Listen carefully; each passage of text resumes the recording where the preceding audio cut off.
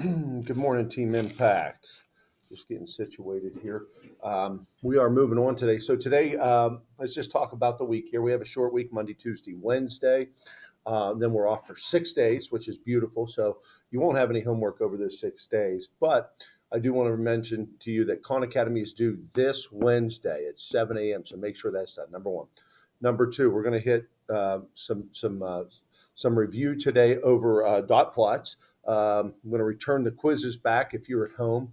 Um, Stay with us, all right? The packet's in the folder, so we got to keep pushing forward. So we're preparing for the PSSA, and that's coming up very quickly. This is the last week of March, so here we go. Let's crank this up. Today is histograms. So histograms kind of look like bar graphs, right? But it's a little bit different. And there's a couple things that we need to talk about. First off, histogram across the x-axis comes in chunks of data, intervals, right? The bars on a histogram always touch, right?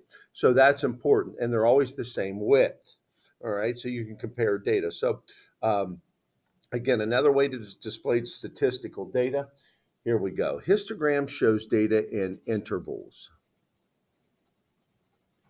right? Or ranges. They are similar to bar graphs, but the bars are not spaced apart. They are similar to dot plots because they represent the overall spread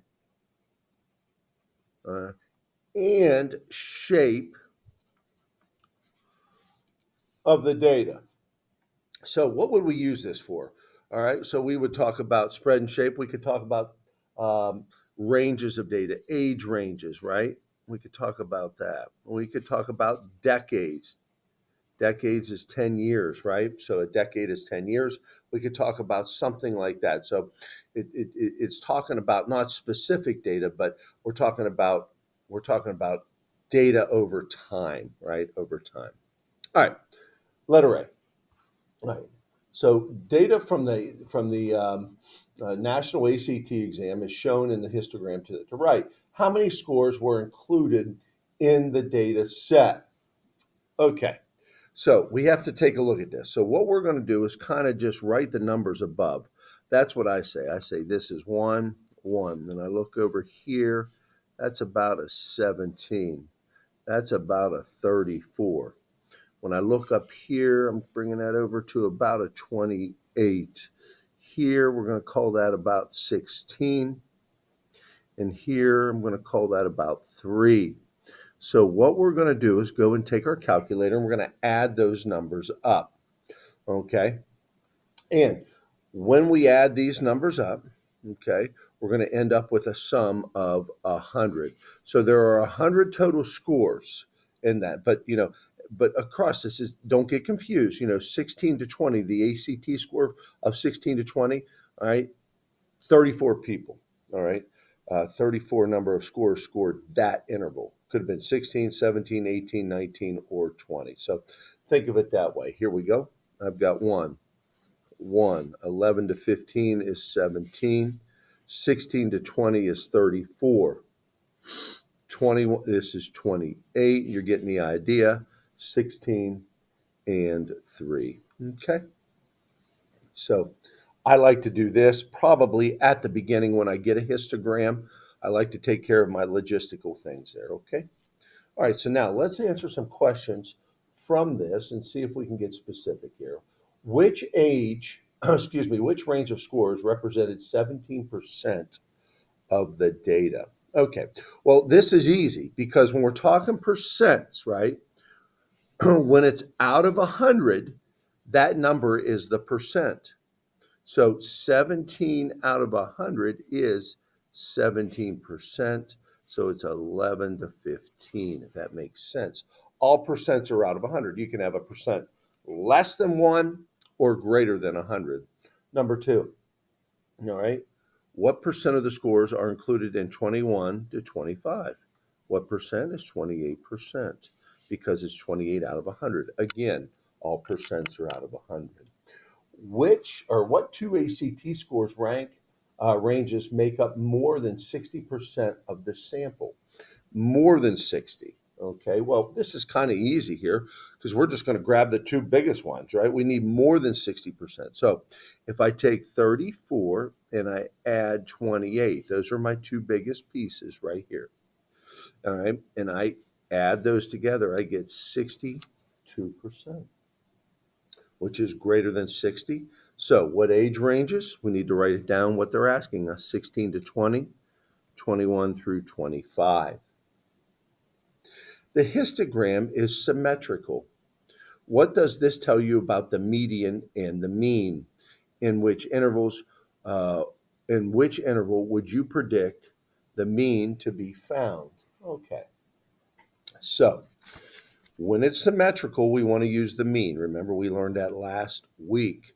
All right, but when it's also symmetrical, it tells us that the mean and the median are very close. So let's write that down. The mean and median are close. Okay, so that's the first thing it tells me when it's symmetrical. All right. Now, when I look at this, the mean is likely to be, and where would you predict the mean? I would say the mean's probably going to be in the middle, right? So it's going to be from 16 to 20. All right. It's just a little bit of common sense there as you're reading. Okay. Histograms. Love them. They're fun. When we get to build them, they're even better. Label each of the statements below as true or false. Correct any false statement. Okay. The number of scores between 1 and 5 and 26 through 30 is equal to the number of scores to 11 to 15. Yeah, because 16 plus 1 is 17, so that is absolutely true. So this was 16 and 1, and there's your 17. The number of scores between 16 through 20 is double that of 11 through 15. So yes, 17 times 2 is 34, so that's also true.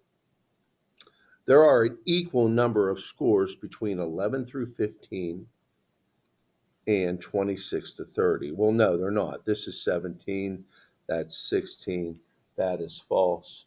All right, an equal number of scores would be equal. If I wanted to switch this and make this true, equal number is 1 through 5 and 6 through 10.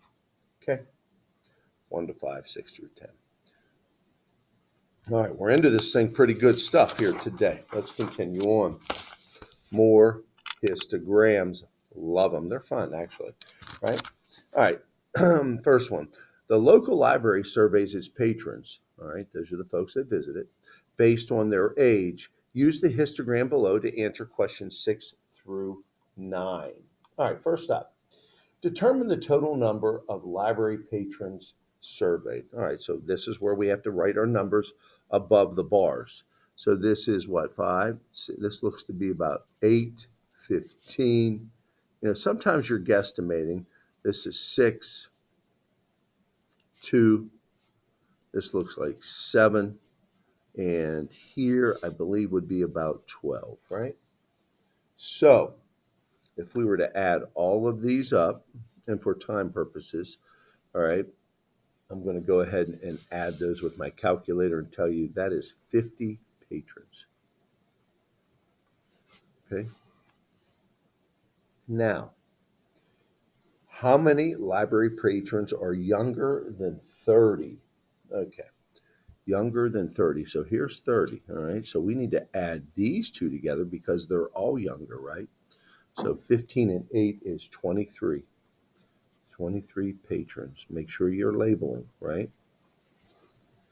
Based on the information in the graph, which two age ranges are responsible for exactly 40% of the patrons? Okay.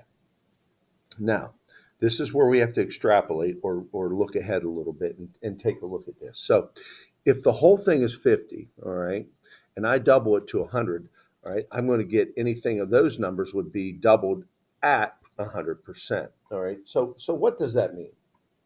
All right. We're looking for, based on the information, which two age ranges are responsible for exactly 40%. Okay, so what I want to do is I'm looking for two numbers that add up to 20 because when I double it, it's going to put it out of 100, and then it's going to be out of 100%, and then it's going to be that number. So let's take a look at this. All right, I'm looking for two numbers that's going to equal 20 because I need 40%.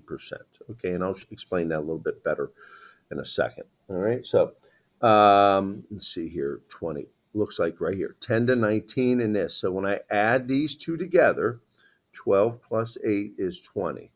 All right, so 20 out of 50 is the same as times 2 times 2, 40 out of 100. So that proves that 20 out of 50 is 40% because all percents are out of 100. So our two age ranges are 10 and 19 and 60 through 69. Okay. Next up, based on the information in the graph, 30% of the library patrons are in which age range? Okay. So again, just by proving this again, I'm looking for a number that's half of 30, which is 20 through 29. Okay. And that is 15 out of 50, right? But if I scale it up and multiply it by 2, I'm going to get 30 out of 100, which proves that it's 30%. All right. So we're rolling along pretty good. We're into this thing about 12 minutes. So let's continue on our path and take a look at this one. So we got distance runners, all right? We got group, use the histogram to answer 10 through 12. How many runners are between this? So the first thing I'm going to do is just go ahead and do my logistical work here and take care of business here. So what do I mean by that? Well, this is 5. This is 5. That's 10. That looks to be about 7. And that looks to be about what? 12. Okay. Between 3 and 4, 9. 12 and 7 is, let's see here, 3 and 3, 9. All right, so I have 19, but the key says 20, so it looks like I've made a mistake here. All right, that's 13. So 7 plus 13 is 20. Okay. How many runners run less than 4 miles each week? Less than. So we're going to add all of these up. 10, 20, 7. Okay. 27 runners. Okay. And I may have made a mistake here looking back. This may have actually been, that may have actually been 8, right? And this, all right, is right here. I think that's 12. I think that's 12. All right, I'm going too fast. So 12 and 8 is 20. All right, so let's switch these numbers. Let's make this right, okay? 12 and 8 is 20. All right, and then when we're looking for this, it's not 27 runners. That 1 is going to give us 28 runners. I wouldn't mark that off on a test, but since it's right there and I have the answer key, we probably should do it right, okay? Which of the following statements best represents the data above? Okay, so, all right, 25% of the runners surveyed are 4 to 4, 9, 25%. Well, how many total do we have? We better add this up. 20, 30, 40, right? So I have a total of 40. All right, and they're saying from 4 to 4, 9 is 12 out of 40. Is that 25%? Well, we can use our calculator here when it gets to be some odd numbers like this. All right, and let me show you how. If the total number is 40, all right, I'm going to see 12 n over d out of 40. And what I'm going to do is change that to a percent. So I'm going to hit second, and you can see it a little better there. And I'm going to hit the percent button to a percent, and that's 30%. Right there, you can see it a little better. So no, it's not that. 1/3 of the runners is 2 to 2, 9, 1/3. So 10, they're saying 10 out of 40 is 1/3. No, if we cut those zeros off, we get 1/4. So that's not correct. 1/5 of the runners is from 3 to 3, 9. Well, let's see. 8 out of what? 40. Where did I get the 40? There's 40 total numbers there. And let's reduce that. We can divide both of these by 8. 8 divided by 8 is 1. 40 divided by 8 is 5. So that is correct, 1/5. All right. All right. So, and we better check the last one, D.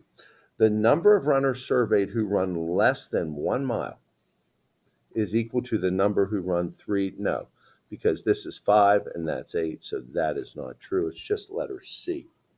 So it's a lot of interpretation. So I hope that helped.